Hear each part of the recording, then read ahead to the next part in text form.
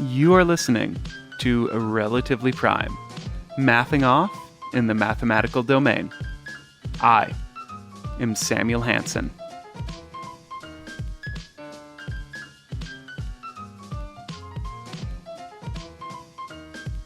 By now, I'm sure you have heard me say big internet math off more times than you really care to count.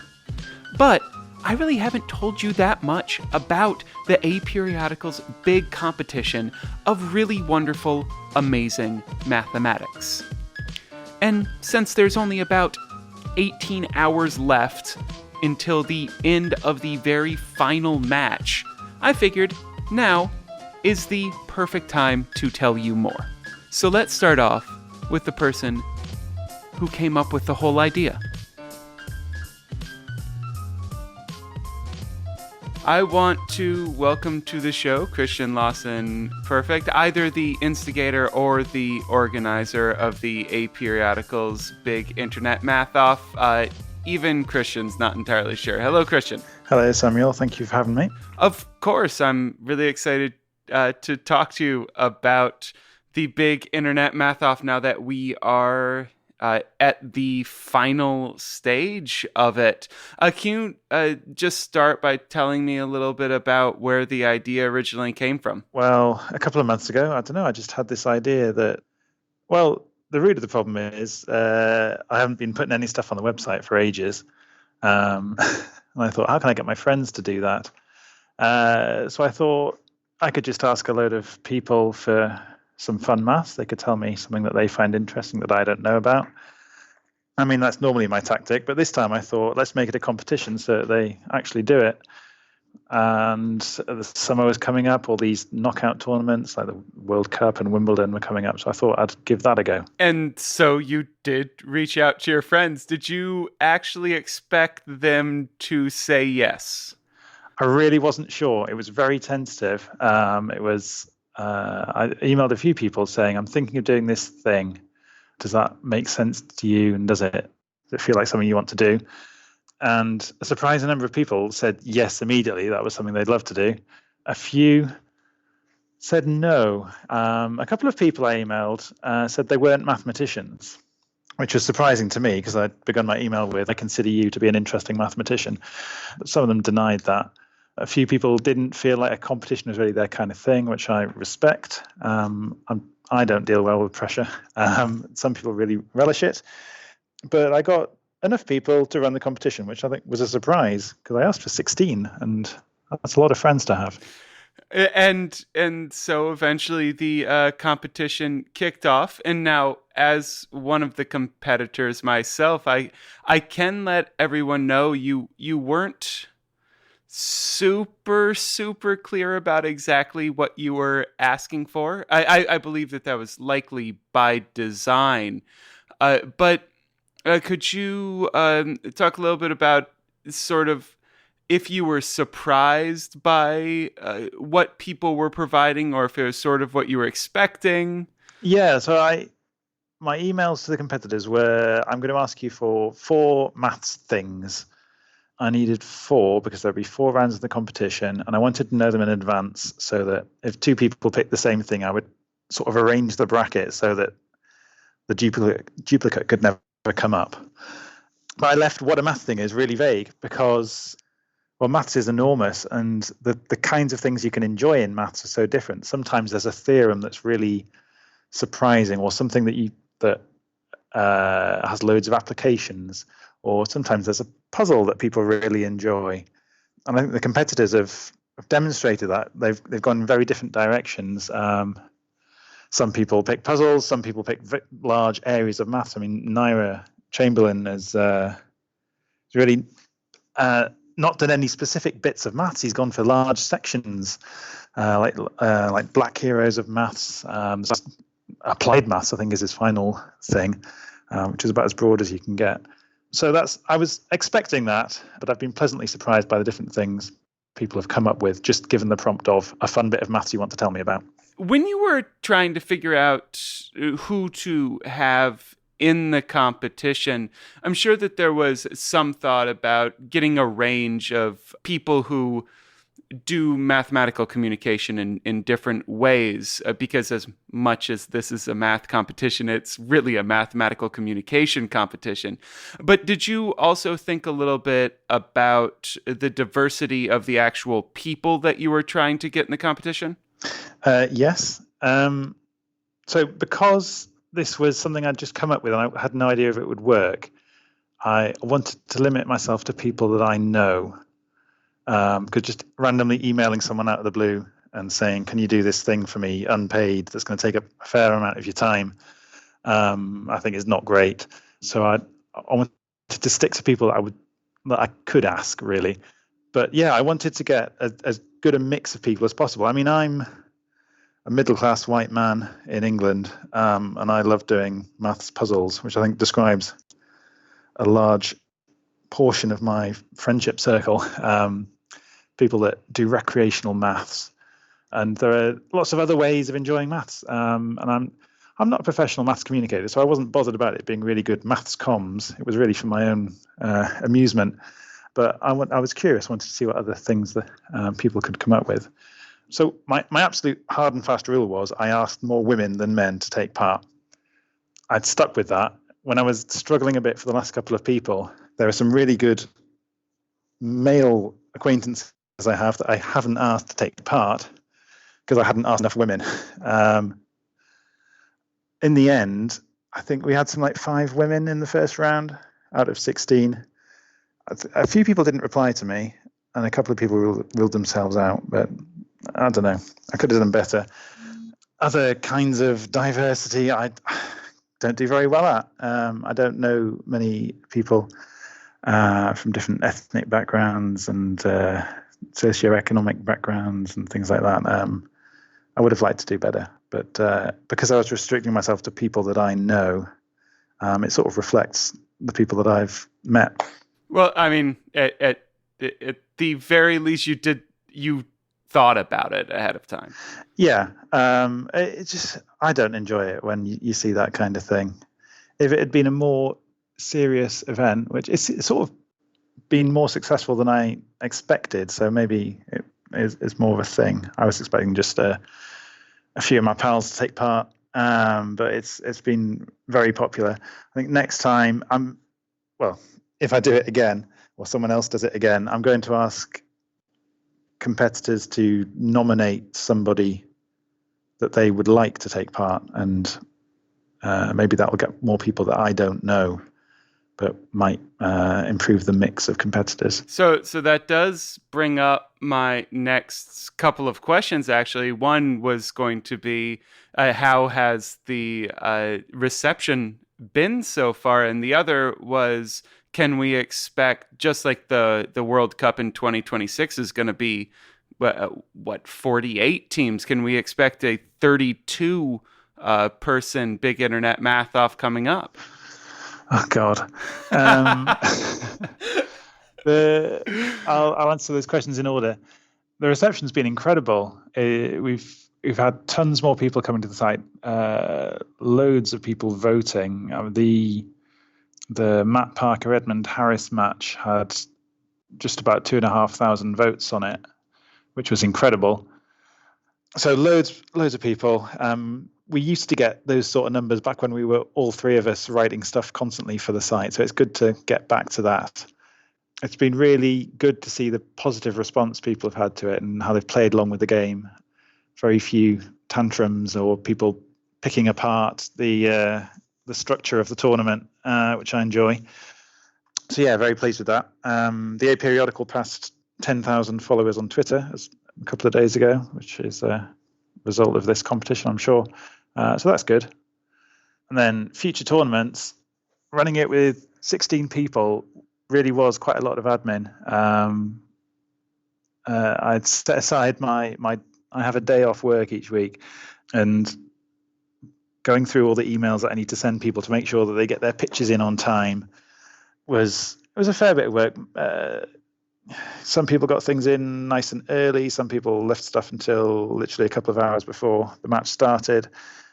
So I don't really want to do more.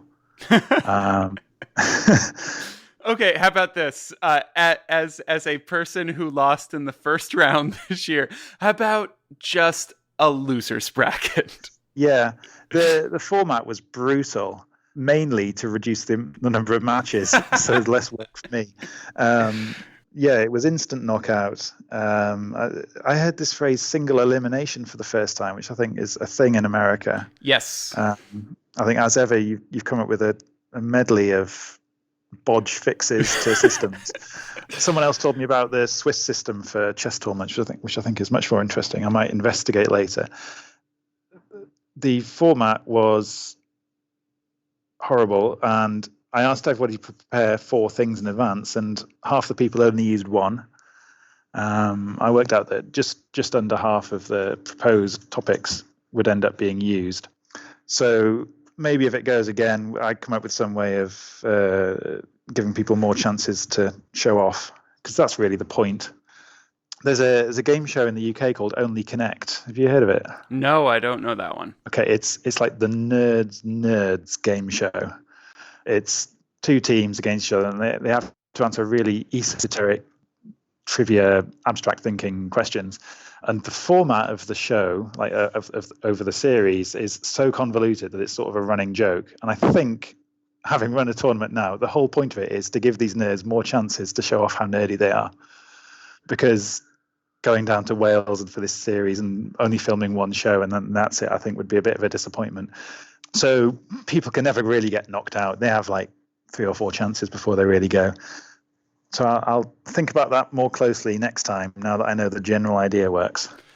As it stands right now in the final, Nira's ahead of Matt by around 98 votes. Given that there's like 20 hours left in the competition or so, do you have any predictions?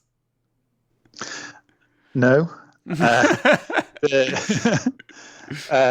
Nira's last match was extremely close, and so was Matt's, but Matt's was by design, I think. It would have been close anyway, I think. It's interesting seeing the voting patterns over time. Like, somebody will maybe email a list that they're part of, and then all those people go off and vote for them, which it was always going to end up being a popularity contest, but some people are going to vote for the best bit of maths instead of the person that asked them. And so you see these little jumps when, like, some new group of people comes in and looks at the poll. So the leads swapped in the Edmund v Matt match a few times, and I think swapped for Zoe v Nira. They both live in the same time zone this time, so their voters should be awake at the same sort of time. We had some fun things with some of the American competitors where I'd wake up and the lead had swapped because there'd been this huge boost. So no predictions. I expect Matt to do something that will get people towards his end of the poll at some point. They're halfway. The vote totals aren't too high at the moment, so there may be some more people to come. So one last question. What exactly is your tiebreaker? My tiebreaker, yeah, well, that's a mystery. Everybody's asking themselves, what is the extremely fair system I've devised?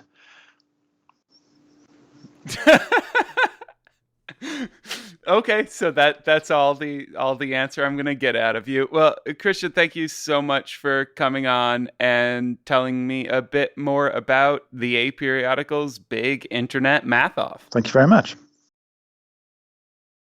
As I mentioned earlier, there's only about 18 hours left while I am talking into this microphone in the final match of the Aperiodical's big internet math off, which is between Matt Parker and Dr. Nira Chamberlin, which does mean that there's probably even less time than that left for you to vote in that final match. But before you do, I would like you to hear from one of those finalists, Dr. Nira Chamberlin, who was kind enough to jump on a cell phone in the middle of England and talk to me about the experience of making it all the way to the final in the big internet math off.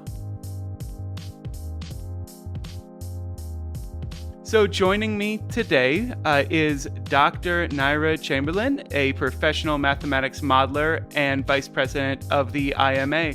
Hello, Nira. Hello, how you doing? I'm doing very well, and how about you? You're in the final of the Aperiodical's big Math Off. Yes, it's all very excited. I was honored to be invited, and it's been fun. It's been really good fun. So, can you tell me a little bit about what your initial thoughts were when you got the email inviting you to take part? My initial thought was, that's an interesting competition, and I thought, well, and I sent Christian some emails just to get some clarification questions and saying, well, surely this is really geared for those professional mathematical communicators who do this day in and day out, and this is part of their job. And I was saying, well, what as me as an applied mathematician, well, what can I really offer? And so I thought, well, at another day, he's invited me, so who am I to say no? I'm not going to do it. So I decided, well, yes, I shall go in and I will just play the applied mathematician role. So away we go. So most but not all of your pitches, as they're called in the Math Off, have been about applied mathematics. How, in general, did you go about sort of generating the ideas for what you were going to write pitches about? Yeah, I mean, first I thought, well, what would be of interest to, and I thought, well, to mathematicians in general, and I thought, well, let's just use this as a case to showcase mathematical modelling, because that's my speciality, and so when they're saying what is of interest, I'm thinking mathematical modelling is a very interesting aspect of mathematics, and there's not many people that actually talk about mathematical modeling in specific. And even though the rule said you could choose anybody's work, I thought, well, let me try and do a combination of things that I've worked on and what other people's worked on to come up with hopefully with a video that people have liked and enjoyed. Well, given that you have made it all the way to the final, I think you've probably been doing a pretty good job at choosing things that people do enjoy. Yeah, cool. Thank you very much indeed. And so then there is the one video that you did make that was not directly about mathematical modeling. Could you tell us a bit about what that one was about?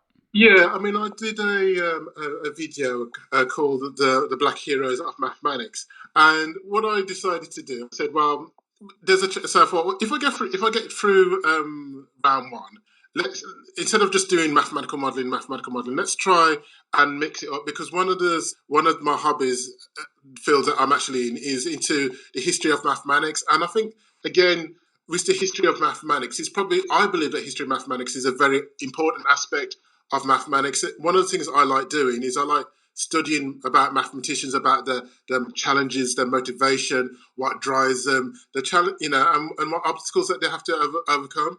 And there was a certain group that I actually was focused on. It was the mathematicians of African American origin, or mathematicians of African Caribbean origin, or mathematicians of the African diaspora, Africans themselves, because I believe that there's the story of those, as I call it, the Black Heroes of Mathematics, is not that well known. So I thought, okay, well, it's an area that I've researched and I've done quite a number of talks, popular talks with, and it has gone down well. So I thought, well, if I actually turn that into a video, I thought, okay, let's submit that as one of the entries. And I thought the second round, I thought it was probably the most appropriate time to use it. And that one, for the areas of mathematics that I'm most interested in, that was the one that really sort of caught me, because it is really so rare that we do see popular representations of mathematicians that aren't white. It's true, and I mean, okay, when you had that film, let's say Hidden Figures, that talked about those mathematicians that worked in NASA, and one of the things I do in my talk is saying, well, guess what? There are more hidden figures, and they weren't the only ones. There are more hidden figures who have actually just as equally inspirational stories. And I think what I said right at the beginning of that video is that mathematics is for everybody. Mathematics is for everybody. Even though I called it Black Heroes for mathematics, I wanted to state that actually mathematics isn't for the few. It's actually for everybody. Every culture, throughout the world has made a contribution to mathematics, and that includes those from of African diaspora. And this is what this video actually highlighted. Yeah, and it did a great job. So what sort of reactions have you been seeing around the big internet math off, both personally and more generally in the world of internet mathematics? Right. I mean, it's I have had people coming up to me and saying, especially after the second round, the Black Heroes mathematics, and I've been getting my hand shaking, and they're saying, "Look, that was so inspirational. That was so inspiring. We didn't know their stories, and so that has been that been very good."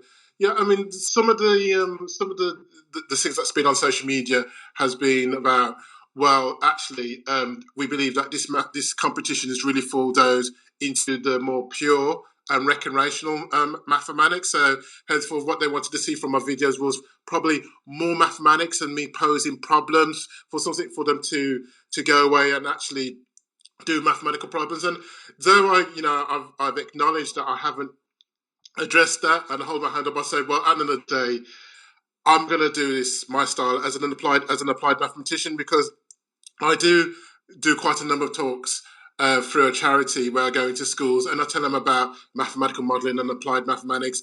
And what I do get is a very positive reaction from the pupils and the staff. They're very inspired, because the one thing I actually say to them, because I really do focus on the motivation and getting over challenges, is I say to them that you don't need anybody's permission to be a great mathematician. When I actually tell that to them and tell them my story of how I became a mathematician and became a mathematical modeler, I see them they're getting really, let's say, inspired and motivated, and they want to go on and do mathematics. So I thought, I want to keep it at that level, at that angle, and that's probably where most of my videos has been based on. Do you think that this sort of competition that is bringing in people of all different communication styles and mathematical interests, say the one round that I got to do before I was voted off the island, I did a podcast. There's been multiple videos, a bunch of write-ups. How do you think that this sort of thing is something that we should look at a bit more going forward, as far as trying to communicate mathematics by sort of getting these large groups of people together, or do you not think that this is the sort of thing that could have legs in the future? I think this has legs in the future. I mean, at the end of the day, my communication style of mathematics, I'm not saying it is the one and it should be the best one. I mean, you can see that probably the majority of the communication style is tend to be write an essay, and have a YouTube clip at the end. Then I say mine is I just do a little introduction and then I'm just leaving it with a video and music. Other people's done other stuff, and at the end of the day, I believe in this variety of mathematical communication, because at the end of the day, the people that we're trying to inspire, they will actually react to different things. Some may not want to read an essay. Some may not want to look at mine and listen to music while they're mathematics. Some actually do want to see the technical details. But seeing as at the end of the day, what we want to do is that we want to communicate mathematics in so many different perspectives, so that we can capture and inspire as many different people as possible to show the beauty of mathematics. And that's my view on the matter. Do you have any words that you would like to share with your opponent, Matt Parker, in the final of the Big Internet Math Off? Oh, this is okay. Well, I think I'm just seeing him. Once just seeing him, looking at the scores, it's like he's disappearing over the horizon, and I'm saying, hey. But yes, I just want to wish him all the best, and I'm hoping that with this final, that ultimately that people will see his work and my work, and will be actually inspired by the by the variety and the spectrum of mathematics. Even though I know my talk is spectrum of mathematical modelling, I'm really pleased that we're not presenting the same thing. We'll be presenting something in a different style, and that this will just capture the public imagination. So I watched his video, and I was very well impressed with it. And I read his talk, and like say those who see his talk and say, look, we want to vote for Matt. Go ahead, vote for Matt. And those who see mine and say, yeah, we like the mathematical model of the Black Panther. Then yeah, go ahead and vote for mine. But ultimately, what we all want at the end of the day is for the maths community to get larger, for people to see mathematics in its so many dimensions of its beauty and be inspired to do mathematics, or if there are mathematicians, to take it to another level. And if this competition has got at least one person to do that, then Matt's job, my job, your job, we're doing a good thing. Well, I just as far as a live vote check here, you are only behind by 32 votes with nearly 600 in, which is a very small portion, so there's plenty of time to catch up. Plenty of time to catch up. But I've been an admirer of Matt's work for a long time. So, but hey ho, I've only got positive and respectful things to say to Matt. And let's keep on moving forward, inspiring the masses about how great mathematics is. Well, you are definitely nicer than I would be in your place, which might be a reason why I didn't make it. And so, just one last question: if you do win, what will you do to celebrate having the title "the world's most interesting mathematician"? Wow. Okay. I will. I'll probably find a nice large bottle of and I will probably drink it. Oh dear, but it's been let's say it's been fun. It's been challenging, and I've met and made through this competition is I've made so many let's say new friends. And I've been really impressed with Edmund Harris stuff. I wasn't familiar with mathematical art, and I was just sitting there and I was thinking, whoa, if I ever come against him, what am I going to do? But his stuff was, I have to say, absolutely amazing. And it was, and we've had a good email chat, and yes, and I've had quite a number of talks with the other contestants, and I think it's good, and I think it's good, and I hope that one day that all of the 16 contestants, we will get together after this contest. We will get together and we'll have a chinwag, and we'll just share our mathematical experiences and ideas, and it's all about seeing as what we're all interested in is about moving mathematics forward and making it appeal to those who see mathematics as a dry subject. Mathematics isn't a dry subject. Mathematics is actually the undisputably greatest subject in the whole wide world. Well, I look forward to being in that room with the 14 others and just having a great time. Yeah, absolutely. Dr. Nira Chamberlin, thank you so much for coming on and talking to me today. No problems. Thank you very much indeed. So about 1 hour after I had released the original version of this podcast, I was able to get in touch with the second competitor in the final of the big Internet Math Off, Matt Parker. So that means this is an updated version of the podcast with Matt's interview in it. So without further ado, here's Matt Parker.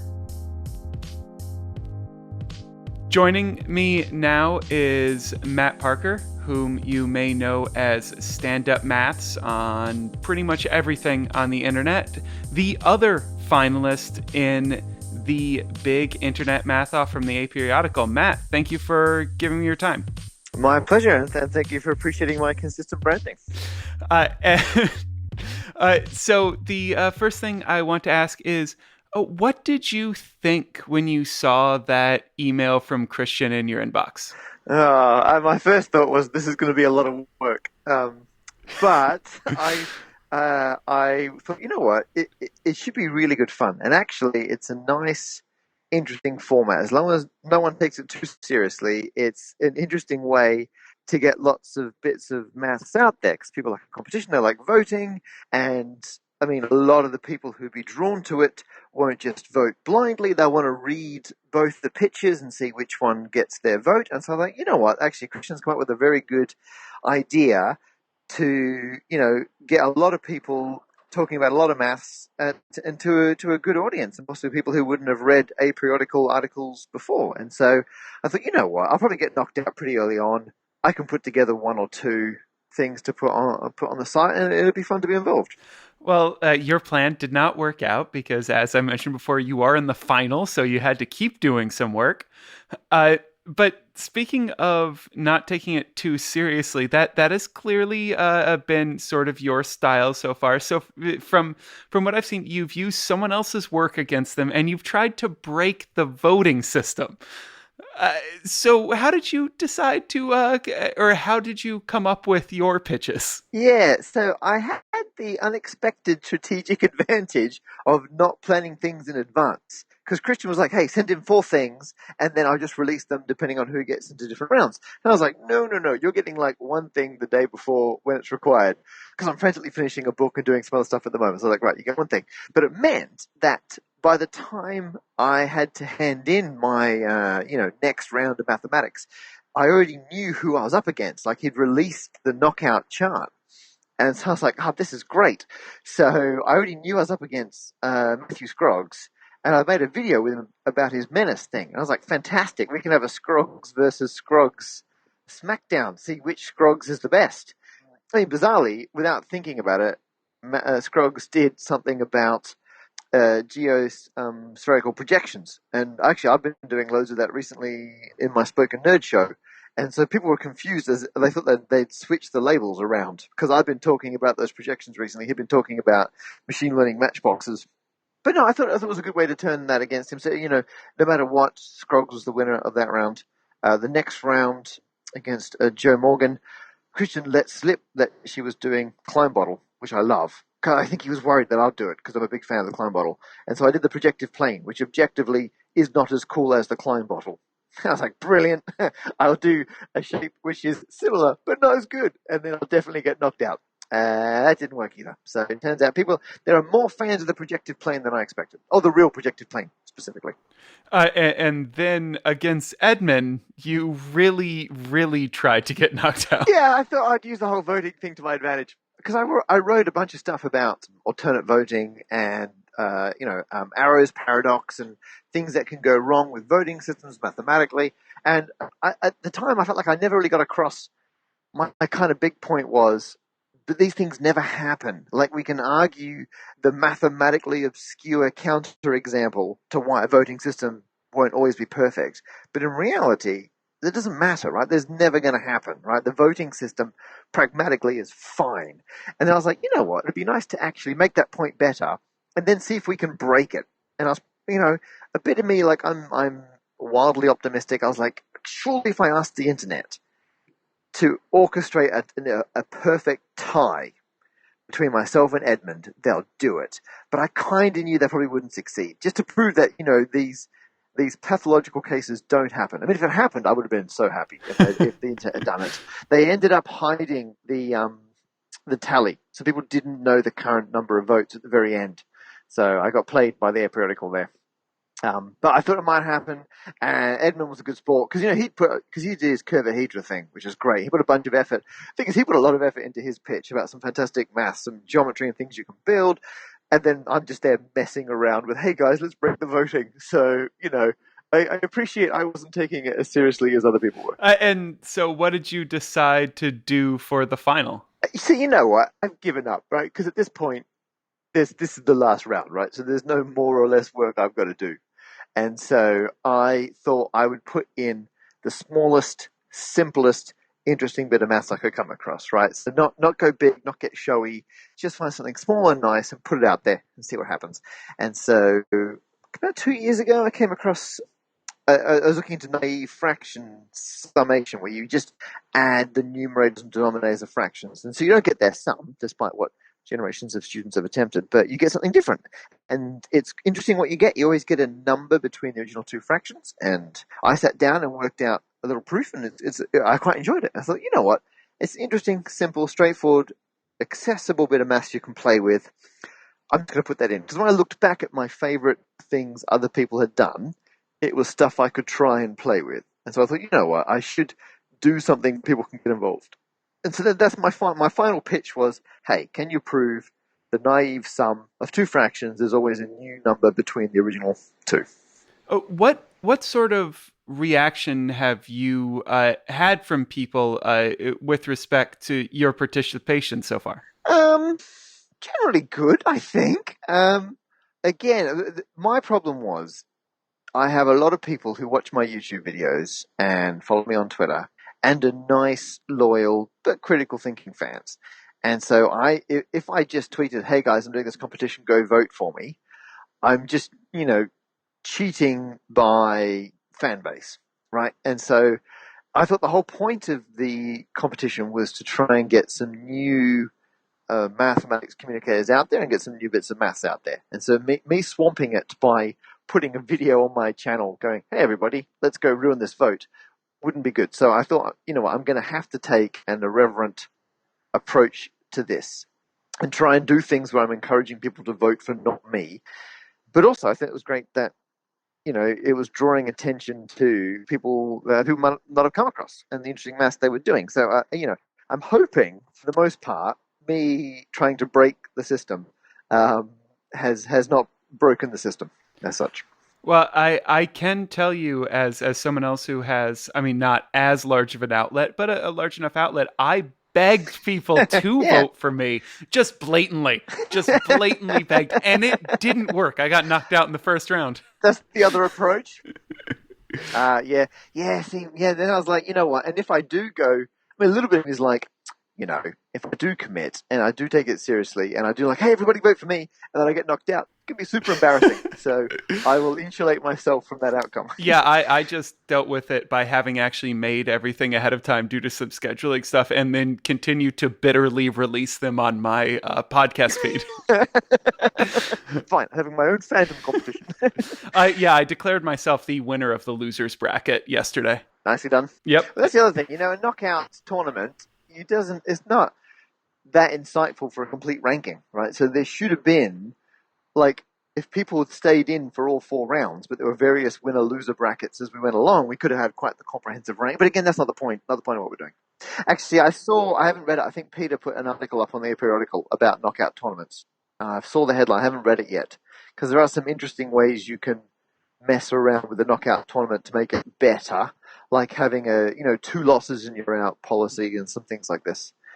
But it is provably the most efficient way to find the best member of a group of whatevers, as long as your constraint is you have to have fewer competitions than participants.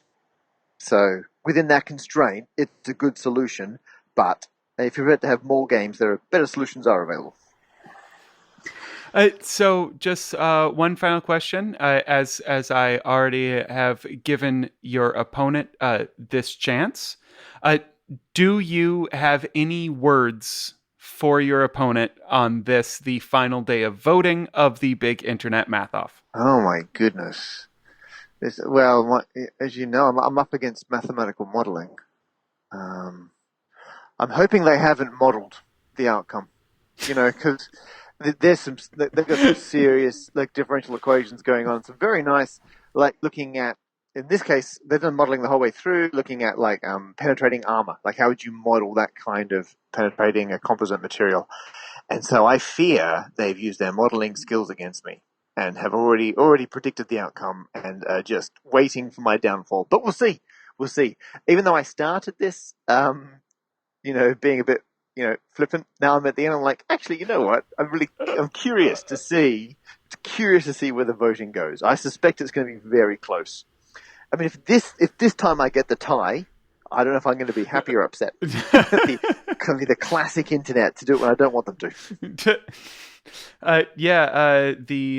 If you give me 1 second here, I can give you the current vote totals. Yeah, so a live update here. All right, I'm ready. How many hours are And- left? What time is it now? Ooh, it's 11 o'clock Eastern time in the United States. Well, it's currently so, 1 a.m. in Sydney, where I am. Wait. so that means it's 4 got 9 p.m. hours off? in Britain. Yeah, So okay. Yeah, so 4 there's p.m. Yeah, that 17 hours left. Okay. Phew. Yeah, something similar to that. Something and like that, right? Nira currently has 718 votes, and you have 572. Oh, there's like over 100 in it. Yeah. Yeah, so I've only it's got to gain, what's that? I got to gain like 5 or 6 votes net an hour? yeah, Okay, somewhere around okay. there. Somewhere, okay, it's achievable. I might go for 7 or 8 just to be safe. Okay.